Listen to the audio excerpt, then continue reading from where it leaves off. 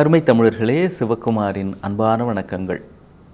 ஒரு சின்ன நிறுவனம் அலுவலகம், அங்கே ஒரு 100 ஊழியர்கள் வேலை செய்கிறார்கள்.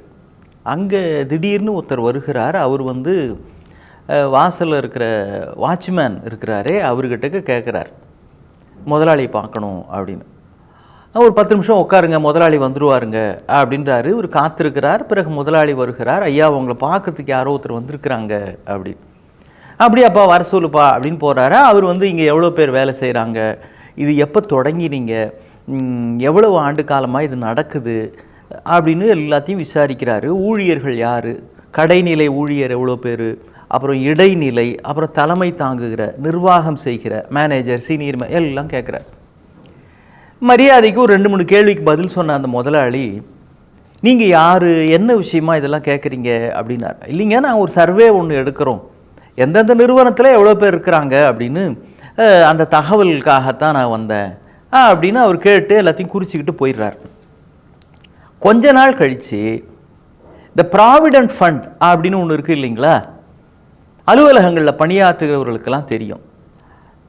மாதம் சம்பளத்திலிருந்து ஒரு குறிப்பிட்ட தொகையை 10% என்னோ சொல்கிறாங்க, அதை பிடித்தமாக அதை எடுத்து வைத்து கொண்டு நிர்வாகமும் ஒரு குறிப்பிட்ட சதவிகிதம் அதில் போட்டு கடைசியில் ஓய்வு பெறுகிற நேரத்தில் மொத்தமாக அவர்களுக்கு ப்ராவிடென்ட் ஃபண்ட் தொகை அப்படின்னு தருவது இந்தியாவில் நடைமுறையில் இருக்கிற ஒரு வழக்கம், சட்டம், செய்தே தீர வேண்டிய அலுவலகங்கள், நிர்வாகங்கள், தொழிலில் இருக்கிறவர்கள் செய்ய வேண்டிய ஒன்று. ஊழியர்களுக்கு அது ஒரு பாதுகாப்பு, எம்ப்ளாயீஸ் ப்ராவிடென்ட் ஃபண்ட் அப்படின்னு சொல்லுவாங்க. அந்த அலுவலகத்திலிருந்து இந்த முதலாளிக்கு ஒரு கடிதம் வருகிறது, உங்கள் பிஎஃப் சம்மந்தமான ரெஜிஸ்டர்ஸ் எல்லாத்தையும் மெயின்டைன் பண்ணுங்க, அதுக்காக ஒரு பத்திரம், அதுக்காக ஒரு புத்தகம் ஒன்று போட்டு எந்தெந்த ஊழியருக்கு எவ்வளவு காலமாக கொடுத்துருக்குறாங்கன்ற அந்த தகவல்கள்லாம் அதில் பதிஞ்சு வைக்கணும். இப்போ கம்ப்யூட்டரைஸ் பண்ணிட்ட காரணத்தினால கணினிமயமாக அந்த தகவல்கள்லாம் உள்ளே ஏற்றி வச்சிடணும். அப்லோட் பண்ணுறதுன்னு சொல்லுவாங்க, பதிவேற்றம். இவர் அப்போவும் பாருங்க பண்ணலை. இது ஏதோ ஒரு கடிதம், இது என்னப்பா இது, ஊழியர்களுக்கு நான் கொஞ்சம் போடணுமா, அவங்க சம்பளத்தில் கொஞ்சம் பிடிக்கணுமா, இதெல்லாம் நமக்கு அப்பப்போ கையில் கொடுத்துருவோங்க, நம்ம எதுக்குங்க இதெல்லாம் வச்சுக்கிட்டு அப்படின்னு விட்டார். அப்புறம் திடீர்னு ஒரு நாள் 2 அலுவலகர்கள் ப்ராவிடென்ட் ஃபண்ட் அலுவலகத்திலிருந்து நாங்கள் வரோம் அப்படின்னு சொல்லி, நீங்கள் இந்த நிறுவனம் ஆரம்பித்த நாளிலிருந்து கிட்டத்தட்ட 15-20 ஆண்டு காலமாக உங்கள் ஊழியர்களுக்குன்னு நீங்கள் ப்ராவிடென்ட் ஃபண்ட் கான்ட்ரிபியூஷனே எதுவும் செய்யலை, அவர்களுடைய சம்பளத்திலையும் நீங்கள் பிடிக்கலை, நீங்கள் பங்களிப்பு செய்ய வேண்டியதையும் பண்ணலை, அதனால் இது எல்லாத்துக்கும் சேர்த்து மொத்தமாக நீங்கள் இவ்வளவு தொகை மொத்தமாக கட்ட வேண்டும் அப்படின்னு சொன்ன உடனே இவருக்கு பெரிய பிரச்சனையாகி போச்சு. தள்ள கை வச்சுட்டு உட்காந்துட்டார். என்னடா பல்காக இவ்வளோ கட்ட வேண்டி இருக்குதே அப்படின்னு. மாதம் கொஞ்சமாக செய்திருந்தால் இது ஒரு பெரிய சுமையாக அந்த முதலாளிக்கு ஆகியிருக்காது.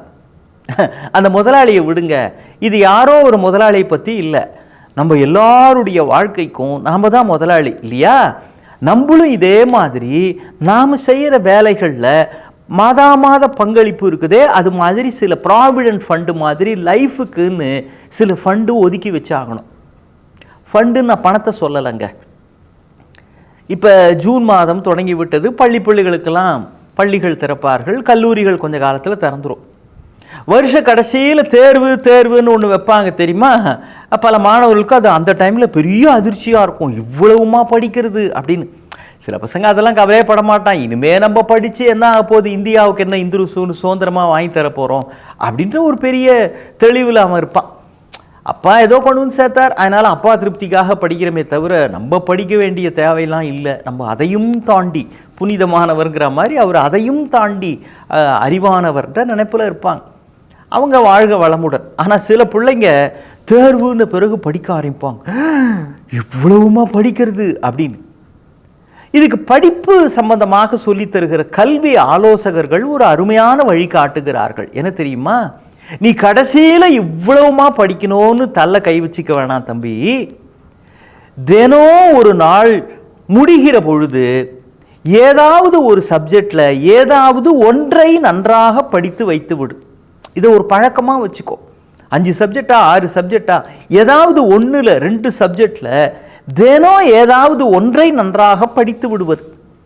அப்போ வருஷ கடைசியில் நீ படிக்க வேண்டிய மொத்தம் அப்படிங்கிறது எல்லா சப்ஜெக்ட்லேயும் ஏகப்பட்டது இருக்காது. எல்லாத்துலேயும் கொஞ்சம் கொஞ்சம் தான் படிக்க வேண்டியிருக்கும். தினமும் கொஞ்சம் கொஞ்சம் கொஞ்சம் என்று சேகரித்து கொண்டே போனால் அது உடல் ஆரோக்கியம் மாதிரி. என்னது உடல் ஆரோக்கியம் மாதிரி? நம்ம உடம்பு திடீர்னு ஆரோக்கியமாகணும்னா திடீர்னு ஆகாதுங்க. தினம் அதுக்குன்னு பயிற்சி பண்ணணும், தினம் அதுக்குன்னு எக்ஸசைஸ் பண்ணணும், தினம் உரிய உணவு சாப்பிட்ணும். இப்போ ஒருத்தர் உடம்பு ஒல்லியாக இருக்குது, அவர் கொஞ்சம் உடம்பு குண்டாகணும்னு வச்சுக்கோங்களேன், டாக்டர் இந்த மாத்திரை சாப்பிடுங்கன்றார். எல்லா மாத்திரையும் மொத்தமாக ஒழிங்கன்னா மறுநாளே அவர் குண்டாயிடுவாரா? இல்லை குண்டாக இருக்கிற ஒரு உடம்பு இழைக்கணும்னா அதுக்கு தர மாத்திரை எல்லாத்தையும் சாப்பிட்டா மறுநாளே ஒல்லி ஆயிடுவாங்களா? எடை குறைஞ்சிருமா? உடல் ஆரோக்கியம் என்பதும் வாழ்வின் ஆரோக்கியம் மாதிரி தான். சில விஷயங்களை தினம் தினம் தினம் தினம் செய்வதன் மூலமாகத்தான் மொத்தமான அடைய வேண்டிய இலக்கை அடைய முடியும். நம்ம பெருந்தலைவர் காமராஜர் இருக்கிறாரேன்னு நான் சொல்கிறேன், இருந்தாரேன்னு சொல்லக்கூடாது. ஏன்? மிகப்பெரியவர்கள் எல்லாம் என்றென்றைக்கும் இருக்கிறவர்கள் தான். அவர்கள் நம்மை விட்டு நீங்குவது இல்லை. என்றோடும் நம்முடைய எண்ணங்களில், செயல்களில், லட்சியங்களில் அவர்கள் காட்டின பாதை இருக்கிறதே.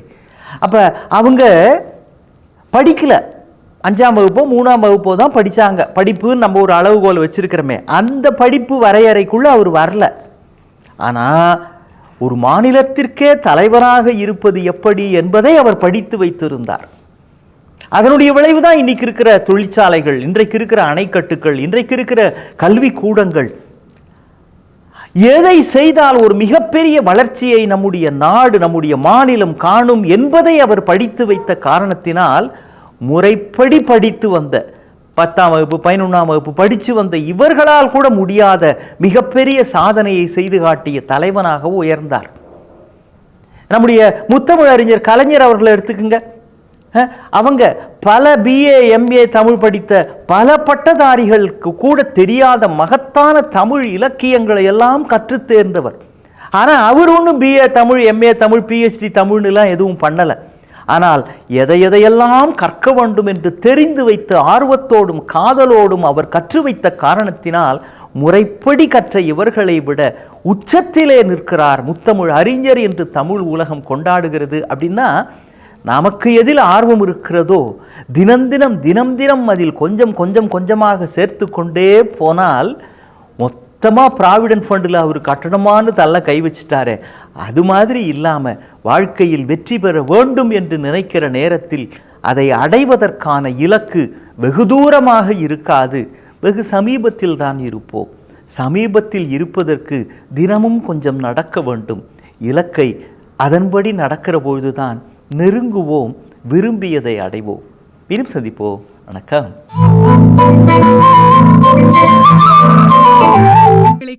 சன் லைஃப் சேனலை சப்ஸ்கிரைப் பண்ணுங்க.